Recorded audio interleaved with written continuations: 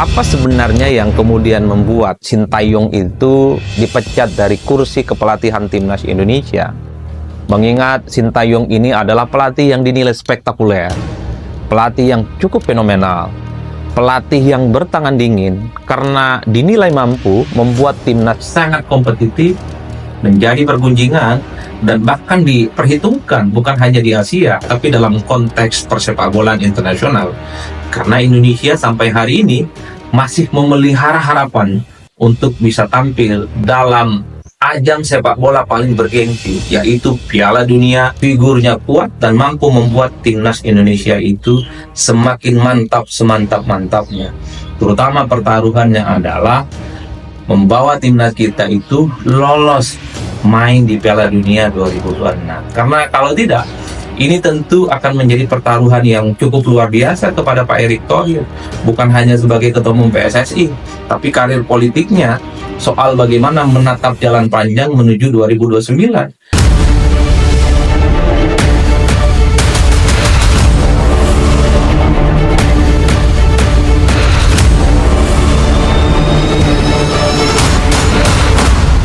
Kalau kita mau jujur, sampai detik ini sebenarnya begitu banyak publik dan pihak yang masih terus bertanya-tanya.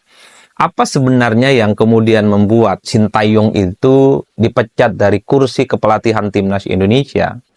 Mengingat Sintayong ini adalah pelatih yang dinilai spektakuler, pelatih yang cukup fenomenal, pelatih yang bertangan dingin karena dinilai mampu membuat timnas sangat kompetitif, menjadi pergunjingan, dan bahkan diperhitungkan bukan hanya di Asia, tapi dalam konteks persepakbolaan internasional.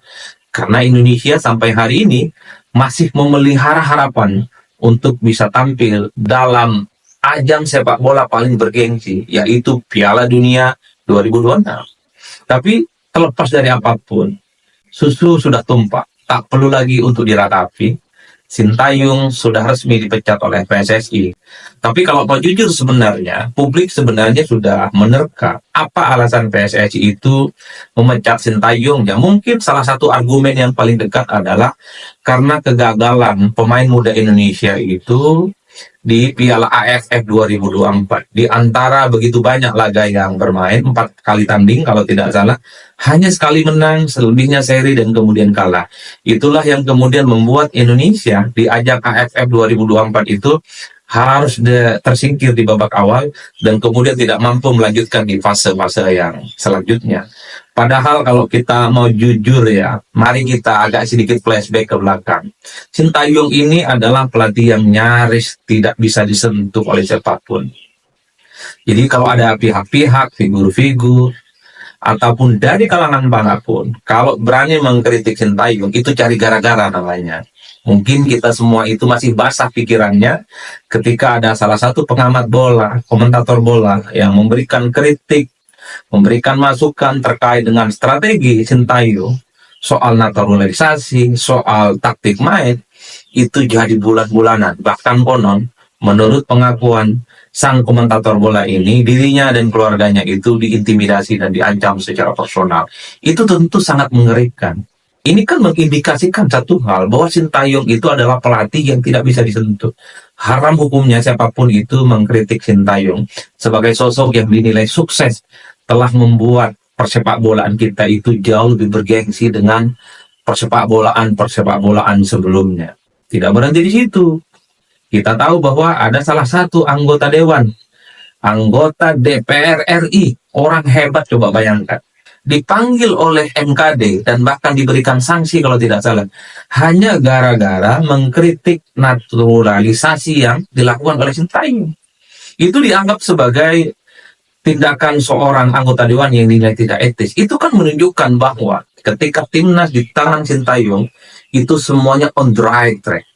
Strategi, taktik permainan, soal naturalisasi itu dianggap sebagai langkah yang paling jempolan, paling paling mantap untuk meningkatkan performa permainan sepak bola di Indonesia. Jadi dalam konteks itulah kemudian wajar kalau pihak-pihak yang selama ini sering mengkritik Sintayong itu adalah pihak yang menurut saya memang cari gara-gara, sering dibully, sering dimaki-maki, dihujat, dan seterusnya dan seterusnya. Tapi hari ini kita mendengarkan, ini kan bagaikan badai siang hari. Tak ada angin, tak ada hujan, tiba-tiba kemudian Sintayong itu dipecah. Orang kan juga bertanya-tanya, masih ada yang berani nggak? Ada nggak yang berani mengkritik? Siapapun pihak-pihak yang terlibat dalam pemecatan Sintayong itu akan dikritik dan dibully. Ya tentu tidak ada.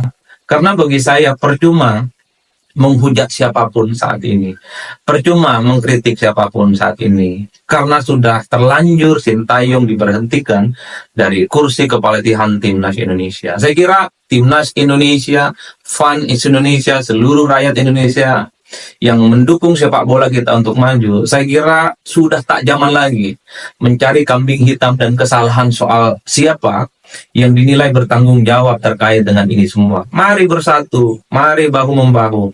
Jadi siapapun pelatihnya, siapapun pengurusnya, siapapun pemainnya, mau naturalisasi ataupun tidak, kita support. Dan tentu kita doakan semoga PSSI itu mendapatkan pelatihan jauh lebih baik dengan STY, mendapatkan pelatih kelas dunia yang bisa mengangkat Indonesia dan bisa bermain dalam Piala Dunia 2026. Jadi hanya itu yang paling mungkin kita bisa lakukan saat ini. Mau menyalahkan PSSI nggak ada gunanya juga. Apakah dengan cara membuli, menghujat PSSI semuanya selesai? Mau menyalahkan STY juga tidak menyelesaikan persoalan. Mau menyalahkan para fans bola, mau menyalahkan para komentator-komentator bola, mau menyalahkan pengamat-pengamat dan kritikus terkait dengan strategi Sintayong, nggak ada gunanya. Karena itu tidak akan membuat Indonesia itu semakin kompetitif dan bisa bersaing dengan negara-negara yang sudah maju dalam konteks sepak bola. Satu-satunya cara ketika Sintayong saat ini sudah dipecat oleh PSSI, mari kita berdoa kepada Tuhan Yang Maha Kuasa supaya PSSI kali ini mendapatkan pelatihan jauh lebih mantap dan jauh lebih top. Dalam konteks itulah kemudian harapan besarnya ada pada Pak Erick Thohir yang dinilai sudah punya pengalaman yang cukup panjang terkait dengan sepak bola. Saya kira pengalaman Pak Erick menangani klub-klub top internasional, pengalaman-pengalaman sepak bola di internasional, tentu diharapkan setelah Sintayong tak lagi menjadi pelatih Timnas Indonesia, penggantinya itu adalah orang-orang pelatih-pelatih yang saya kira figurnya kuat dan mampu membuat Timnas Indonesia itu semakin mantap semantap-mantapnya. Terutama pertaruhannya adalah membawa Timnas kita itu lolos main di Piala Dunia 2026. Karena kalau tidak, ini tentu akan menjadi pertaruhan yang cukup luar biasa kepada Pak Erick Thohir. Bukan hanya sebagai ketua umum PSSI, tapi karir politiknya soal bagaimana menatap jalan panjang menuju 2029. Karena kita tahu ketika Pak Erick Thohir menakodai PSSI, selalu dikaitkan dengan soal kemungkinan bagaimana Pak Erick Thohir itu dianggap sebagai orang yang cukup sukses dan layak untuk memimpin negara kita ini.